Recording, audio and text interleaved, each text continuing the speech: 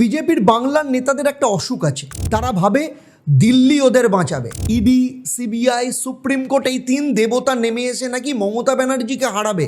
কিন্তু ভোটার ইডিকে দেখে না, ভোটার চেনে ওর বাড়িতে কে আসছে, কে তার প্রতিদিন খবর রাখে, যেটা তৃণমূল করছে, ঘরে ঘরে যাচ্ছে। আর বিজেপি সন্ধেবেলা হলেই এক স্টুডিও থেকে আরেক স্টুডিও টিভির, এক রুমে থেকে আরেক রুমে বসে বসে টুইট করছে, ট্রেন্ড বানাচ্ছে। এই যে নেতারা দাদারা, ভোটে হ্যাশট্যাগ লাগে না, ভোটে লাগে হাড় ভাঙা খাটুনি। প্রতিবার এক একটা নতুন গল্প, আর শেষে কিছু হয় না। আপনারা হেরে যাচ্ছেন মাঠে আর ভাবছেন জিতবেন মাইকে।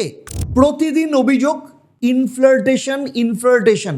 তারা কি বলছে মেটিয়া বুরুজ, ট্যাংরা, গুলশান কলোনি সব ভরে গেছে রোহিঙ্গা মুসলমানদের। আচ্ছা, বিজেপির একটা বুথ কমিটি আছে, একটা লোক আছে, কোথায় সে তারা? তাহলে এই যে অনুপ্রবেশকারী কে আটকাবে?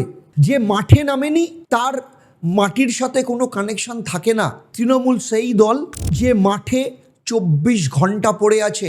তারা রাজনীতি করে যোগাযোগের মাধ্যমে, আর আপনারা করেন ডিবেট করে, টিভির টেবিল গরম করেন।